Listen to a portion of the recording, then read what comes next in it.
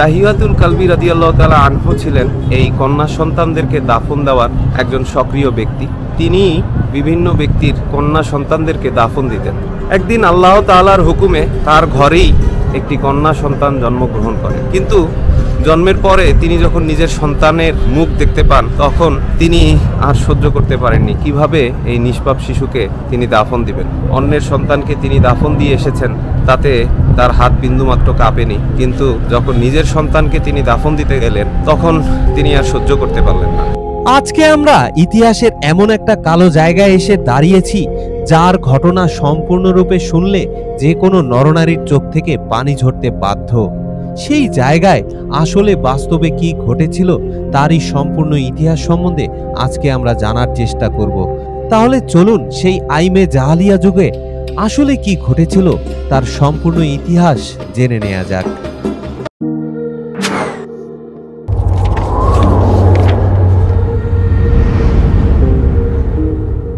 মক্কা শরীফের হোটেল থেকে আজকে আমরা একটা বিশেষ উদ্দেশ্য নিয়ে এখন বের হয়েছি একটি বিশেষ জায়গায় যাওয়ার জন্য। এটি মসজিদ আল হারামে যাওয়া আসার অন্যতম একটি পথ। রাস্তার দক্ষিণে বিশাল বিশাল হোটেল নির্মাণ করা হচ্ছে। এসব হোটেলের সামনে ফ্লাইওভার এবং মসজিদে হারামের সীমানার মাঝামাঝিতে একটি জায়গা এখনো খালি পড়ে রয়েছে। মসজিদে হারাম সম্প্রসারণের কারণে হারাম এলাকা লাগোয়া এমন খালি জায়গা আর দেখা যায় না, কিন্তু এই জায়গাটি খালি। মূল্য বিচারে জায়গাটি খালি থাকার কথা নয়, তারপরও খালি। এই খালি জায়গাটিতে অন্ধকার যুগে আরবের লোকেরা তাদের কন্যা সন্তানদেরকে জীবিত কবর দিত। জায়গাটিতে কোনো রকমের কোনো স্মৃতিচিহ্ন নেই, নেই কোনো রকমের কোনো ফলক, শুধু জায়গাটি ঘিরে রাখা রয়েছে। তবে এখানে দায়িত্বরত কোনো পুলিশ এ বিষয়ে ওয়াল্লাহি মালুম বলে তারা আপনাকে সেখানে যেতে নিরুৎসাহিত করবে। কিন্তু ফ্লাইওভার ধরে 1-2 মিনিট হেঁটে গিয়ে জায়গাটি দেখা যায়, যে জায়গায় গেলে নিজের অজান্তি চোখের কোণে পানি চলে আসবে আপনাদের। হৃদয়পটে ভেসে উঠবে আইমে জাহালিয়া যুগে সেই বর্বরতার চিত্র, যে যুগে কন্যা সন্তানের পিতা হওয়া ছিল ভীষণ লজ্জার বিষয়। সমাজে তাদের মুখ দেখানো হতো ভীষণ দায়ের একটা ব্যাপার, যে দায় এড়াতে আপন কন্যা সন্তান কি জীবিত পুঁতে রাখতে বিন্দুমাত্র দ্বিধা করত না সেই আরবরা। তাদের এই অবস্থা তুলে ধরে কোরআনে কারিমে আল্লাহ তাআলা ইরশাদ করেন, আর যখন তাদের কাউকে কন্যা সন্তানের সুসংবাদ দেওয়া হয় তখন তাদের চেহারা কালো হয়ে যায় এবং অসহ্য মনস্তাপে তারা ক্লিষ্ট হতে থাকে। তাকে শোনানো সুসংবাদের দুঃখে সে লোকদের কাছ থেকে নিজের চেহারা লুকিয়ে রাখে। সে ভাবে অপমান সহ্য করে এই কন্যা সন্তানকে রাখবে নাকি মাটির নিচে পুঁতে ফেলবে। শুনে রাখো, তাদের ফয়সালা খুবই নিকৃষ্ট। সূরা নাহল 58-59 নম্বর আয়াত। এটাই ছিল ইসলাম পূর্ব জাহিলি যুগের চিত্র, যেখানে ছিল না কোনো রকমের কোনো শিক্ষা দীক্ষা। ওই সমাজে মানুষ হিসাবে কন্যা সন্তানদের কোনো রকমের কোনো সামাজিক স্বীকৃতিই ছিল না। জীবনের সব ক্ষেত্রে তারা ছিল অবহেলিত, উপেক্ষিত, লাঞ্ছিত এবং করুণার পাত্রী। কন্যা সন্তান জন্ম দেওয়া তাদের কাছে অমঙ্গলের প্রতীক হিসাবে গণ্য হতো। কন্যা সন্তানদেরকে জীবিত দাফন দেওয়ার স্থান দেখার জন্য আপনাদেরকে শুরুতে কবুতর চত্বর থেকে হাতের বাম দিকে মসজিদ আল হারামের আব্দুল আজিজ এক্সটেনশনের দিকে হেঁটে যেতে হবে। বর্তমানে আমরা আব্দুল আজিজ এক্সটেনশনের দিকেই হেঁটে চলছি। কিছু দূর যাওয়ার পরে হাতের ডান দিকে আব্দুল আজিজ এক্সটেনশনে ঢোকার গেট আপনাদের চোখে পড়বে। ওই দিকে না ঢুকে আপনারা যদি হাতের বাম দিকে ফ্লাইওভার বরাবর চলে যান তাহলেই তার পাশেই আপনারা খুঁজে পাবেন কন্যা সন্তানদেরকে দাফন দেওয়ার স্থান। বর্তমানে আমরা সেই দিকেই হেঁটে চলছি। আমরা এখন যেই জায়গায় চলে এসেছি এটা হচ্ছে কন্যা সন্তানদেরকে দাফন দেওয়ার স্থান। এই জায়গায় আইমে জাহালিয়া যুগে কন্যা সন্তানদেরকে জীবিত দাফন দেওয়া হতো। তখনকার যুগের আরবরা কন্যা সন্তান হওয়াকে লজ্জার কাজ মনে করতেন এবং সেই কারণে তাদেরকে জীবন্ত দাফন দিয়ে দিতেন। সৌদি সরকার এখানে অনেক স্থাপনা সংযোজন বিয়োজন করেছেন, কিন্তু এই জায়গা এখন পর্যন্ত অবিকৃত অবস্থায় রয়েছে। আপনারা যেমন দেখতে পাচ্ছেন এখানে কোনো রকমের স্থাপনা করা হয়নি, ইনশাল্লাহ ভবিষ্যতেও আর কখনো করা হবে না।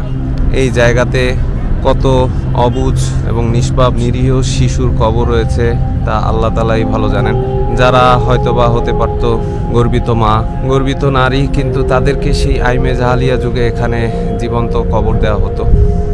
আইমে জাহালিয়া যুগে কন্যা সন্তানদেরকে জীবন্ত দাফনের ব্যাপারে দাহিয়াতুল কালবি রাদিয়াল্লাহু তাআলা আনহুর একটা ঘটনা খুবই বিখ্যাত। এটা হাদিসের রেওয়াত এসেছে। দাহিয়াতুল কালবি রাদিয়াল্লাহু তাআলা আনহু ছিলেন এই কন্যা সন্তানদেরকে দাফন দেওয়ার একজন সক্রিয় ব্যক্তি। তিনি বিভিন্ন ব্যক্তির কন্যা সন্তানদেরকে দাফন দিতেন। একদিন আল্লাহ তাআলার হুকুমে তার ঘরেই একটি কন্যা সন্তান জন্মগ্রহণ করে, কিন্তু জন্মের পরে তিনি যখন নিজের সন্তানের মুখ দেখতে পান তখন তিনি আর সহ্য করতে পারেননি। কিভাবে এই নিষ্পাপ শিশুকে তিনি দাফন দিবেন। অন্যের সন্তানকে তিনি দাফন দিয়ে এসেছেন, তাতে তার হাত বিন্দুমাত্র কাঁপেনি, কিন্তু যখন নিজের সন্তানকে তিনি দাফন দিতে গেলেন তখন তিনি আর সহ্য করতে পারলেন না। পরবর্তীতে তিনি শোকে দুঃখে মক্কা শরীফ ছেড়ে চলে গেলেন। 3 থেকে 4 বছর তিনি অবস্থান করেছেন বাইরে। পরবর্তীতে একদিন তিনি ফিরে এসে যখন দেখলেন সেই কন্যা সন্তান বড় হয়ে গিয়েছে এবং চারপাশের লোকজনে বলা বলি শুরু করলো যে এই কন্যা সন্তানকে দাফন দিতে হবে, তখন তিনি একদিন সেই শিশু সন্তানকে নিয়ে এই স্থানে আগমন করলেন এবং তিনি একটি কবর খুঁড়তে থাকলেন এবং সেই সন্তানও তার সাথে বাবা বাবা করে সেই কবর খোঁড়ায় সহযোগিতা করতে থাকেন। একসময় জিজ্ঞেস করতে থাকেন সেই নিষ্পাপ ফুটফুটে শিশুটি, আপনি কার জন্য এই কবর খুঁড়ছেন? সন্তানের এই নিষ্পাপ বলি তাকে খুবই বিচলিত করতে থাকে। এমনকি তার মাথা দিয়ে যখন ঘাম পড়তে থাকে তখন সেই কন্যা সন্তান তার মাথার ঘাম মুছে দিতে থাকে। অত্যন্ত দুঃখ কষ্ট ভারাক্রান্ত মনে তিনি পরবর্তীতে তার সন্তানকে এই কবরে নামতে বলেন এবং তাকে বুঝতে দেন না যে এই কবর তার জন্যই তৈরি করা হয়েছে। পরবর্তীতে একটি পাথর নিক্ষেপ করে নির্মমভাবে তাকে হত্যা করে তিনি ওখানেই তার সেই কন্যা সন্তানকে দাফন দিতে থাকে। আর দাফন দেওয়ার আগে সেই ছোট্ট শিশুটি বাবা বাবা করে অনেক চিৎকার করতে থাকে যে বাবা তুমি আমাকে মেরো না, বাবা তুমি আমাকে মেরো না বাবা। কিন্তু সমাজের রীতি রেওয়াজ মান্য করতে গিয়ে তিনি শেষ পর্যন্ত তার নিজের সন্তানকে হত্যা করে এখানে দাফন দেন। সেই দাফনের পরে তিনি বাড়ি ফিরে আসেন।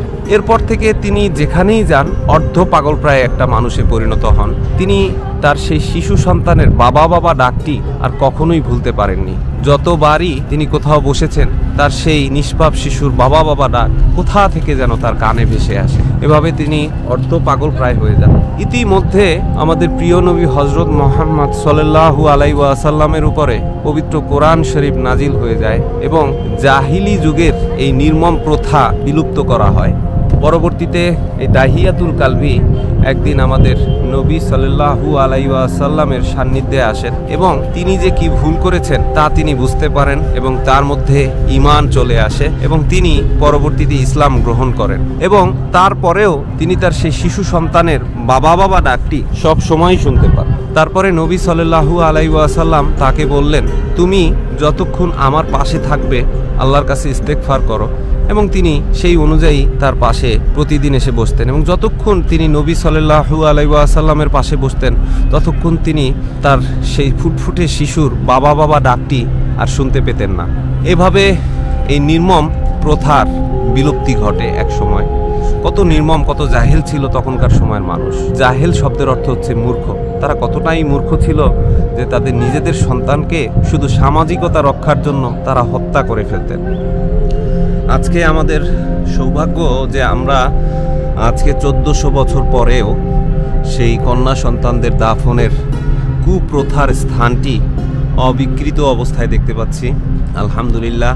আর এখানে শায়িত সমস্ত নিষ্পাপ শিশু আল্লাহ তাআলা জান্নাতে দাখিল করুক এই দোয়াই করি।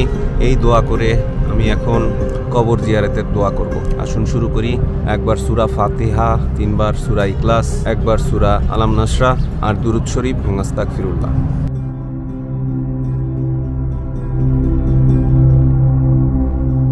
সুতরাং আজকের মতো কন্যা সন্তানদের দাফন দেওয়ার ঐতিহাসিক স্থান থেকে এখানেই বিদায় নিচ্ছি। ইনশাআল্লাহ আগামী পর্বে আবার আপনাদের সাথে অন্য কোনো জায়গায় দেখা হচ্ছে। সে পর্যন্ত বিদায়।